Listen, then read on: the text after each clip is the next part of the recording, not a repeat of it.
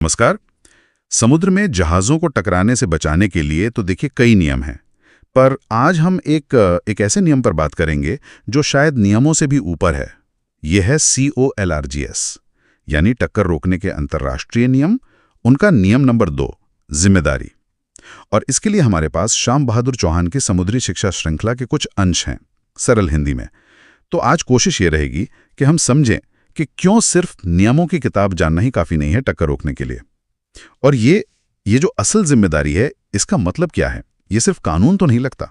हाँ बिल्कुल, ये नियम असल में नाविकों को एक बहुत बहुत जरूरी बात याद दिलाता है। देखिए, नियम अपनी जगह ठीक है, पर सबसे अहम है सुरक्षा और सही वक्त पर सही फैसला लेना। इसका मकसद ही यही है कि लोग आंख बंद करके बस नियम के हिसाब से जहाज ना चलाएं। कप्तान की, ऑफिसर की, पूरे क्रू की, उनकी अपनी सूझबूझ, उनकी सतर्कता, फैसले लेने की काबिलियत, ये सब नियमों जितनी ही जरूरी हैं, बल्कि कभी-कभी तो ज्यादा। अच्छा, मतलब कि अगर कोई हादसा हो जाए, खुदा न खास्ता, तो फिर सिर्फ ये कह देना कि अरे मैंने तो नियम माना था, वो शायद काफ़ी नहीं होगा। मतलब बचाव पहली प्राथमिकता है।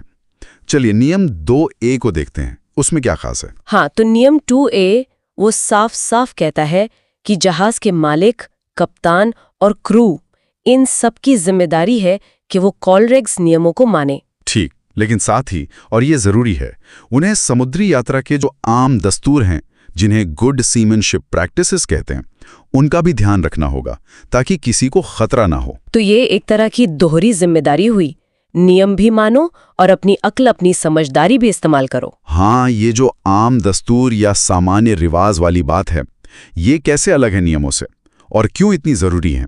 जैसे वो रडार वाला उदाहरण है।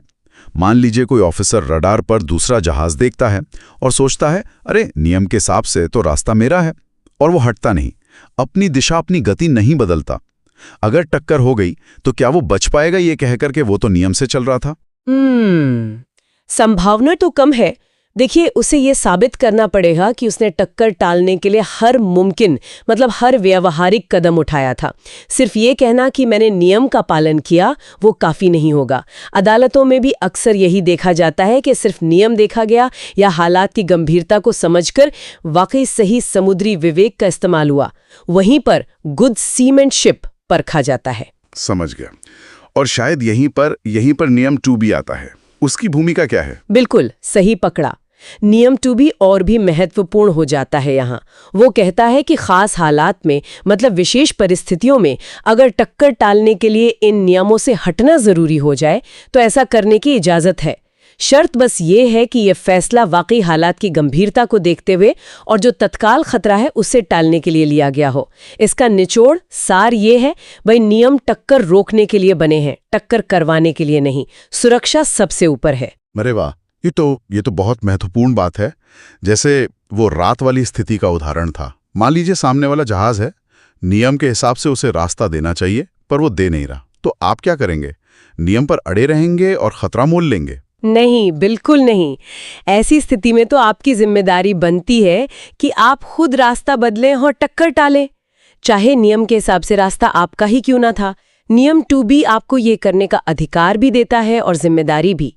ये यही दिखाता है कि आखिरी लक्ष्य नियमों का अंधाधुंध पालन नहीं, बल्कि जहाज और उस पर मौजूद लोगों की जान की सुरक्षा है। हाँ, इसीलिए शायद नियम 2 को इतना अहम माना जाता है ना? हाँ बिल्कुल, क्योंकि ये नियमों से आगे बढ़कर जिम्मेदारी की बात करता है। ये हर नाविक को सिर्फ एक रूल फॉलोवर नहीं बनाता, बल्कि एक सोचने समझने वाला जिम्मेदार लीडर बनाता है।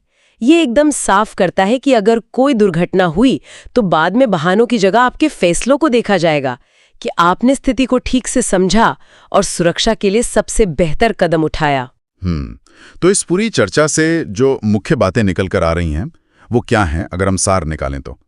पहला तो ये कि नियमों का पालन जरूरी है, पर व्यवहारिक समझ और समुद्री रिवाजों को ध्यान में रखकर। हाँ। दूसरा, अगर जहाज चलाने के तरीके से खतरा पैदा हो रहा है तो उसे रोकना पहली प्राथमिकता है, नियम कुछ भी कहें। सही। तीसरा, टक्कर होने पर यह कहकर नहीं बच सकते कि मैं तो नियम से चल रहा था। बिल्कुल नहीं। और चौथा, टक्कर से बचने के लिए अगर नियम से हटना भी पड़े तो वो जायज है, बल्कि जरूरी भी हो सकता है। हाँ बिल्कुल सही। और यहाँ पर मैं एक विचार छोड़ना चाहूंगी सोचने के लिए। ये जो सिद्धांत है कि नियम अपनी जगह पर जिम्मेदारी और हालात की समझ उससे ऊपर, क्या ये सिर्फ समुद्र तक ही सीमित है? जरा सोचिए, अपनी रोजमर्रा की जिंदगी में, अपने काम की जगह पर कितनी बार हम तय नियमों या प्रक्रियाओं में इतना बंध जाते हैं कि हम हालात की नज़ाकत को नज़रअंदाज कर देते हैं, जबकि शायद ज़रूरत होती है कि हम अपनी समझ, अपनी जिम्मेदारी का इस्तेमाल करके कुछ अलग करें, कुछ हटकर करें, भले ही वो किताब के हिसाब से थोड़ा अलग क्यों ना हो। बिल्कुल सही कहा, ये सोचने वाली बात है। और हाँ, श्रोताओं के लिए एक ज़रूरी बात है, ये जो जानकारी है ये सिर्फ शैक्षिक उद्देश्य के लिए है। हमेशा सटीक और आधिकारिक जानकारी के लिए अंतर्राष्ट्रीय समुद्री संगठन IMO के रेगुलेशंस, अपनी कंपनी की गाइडलाइंस और अपने देश के समुद्री प्राधिकरण के निर्देशों का ही पालन करें। तो आज के लिए बस इतना ही। धन्यवाद।